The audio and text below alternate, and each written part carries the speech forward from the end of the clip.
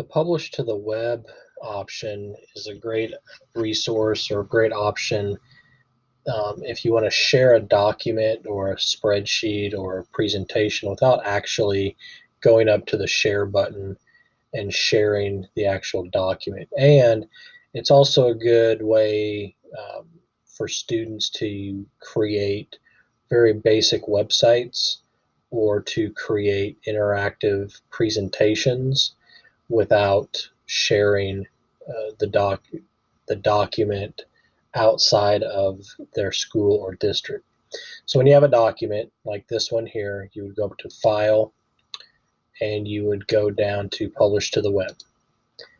On here, you have two choices. You've got the link, or you can get the embed code. The embed code would allow you to enter that code into like a blog or another website. For this video, we're just going to focus on the link. We're going to go ahead and publish the link. It's going to ask, are you sure you want to publish it? Click OK. And once it's published, this can be copied. This link can be copied and shared outside of your building. And the document is still private to me. I'm not sharing it with anybody else, but the content of the document is now published. And if I open up an incognito window and paste that in there, you will see there's my website. That's all I had on there, was published to the web. Now, if I was to make a change to this, let's say I insert, let's insert an image. Let's see.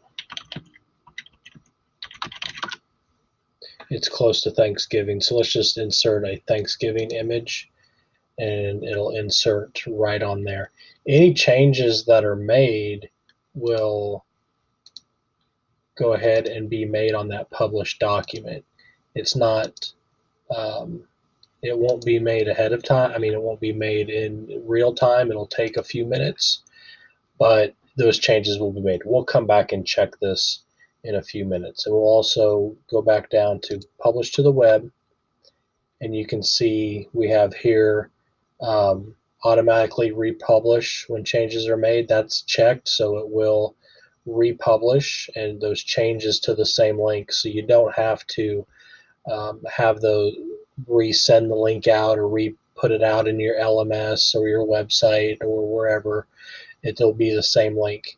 You can also restrict the access to the published to your domain if you want, but that would you would need to put a checkbox in there.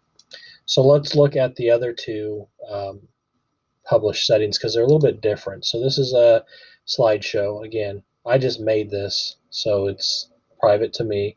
We're going to go into File, Publish to the Web. Now on this, you have the option to auto advance the slides. 3 seconds is default. So you do have the option to do that if you want to create a like a slideshow, or students could create a slideshow. They could have it automatically advance next slides every so many seconds, but it won't start unless you have it start automatically as soon as the player loads or the presentation loads. If you don't want it to start automatically, uncheck that box.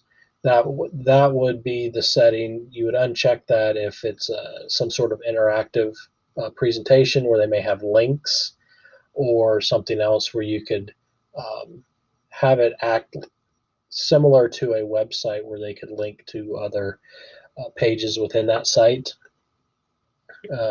Just don't start the slideshow, let it load, and then you can click on the links.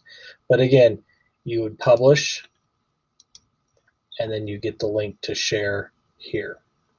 And then in the spreadsheet, File, Publish to the Web, again, you have that option. But you also have the option to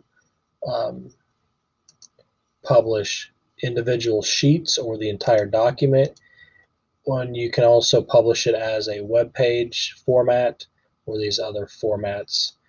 So you've got some different options for different types of documents. And again, if you publish it, It will just use this one link. You never have to come back in here and get it especially when changes are being made.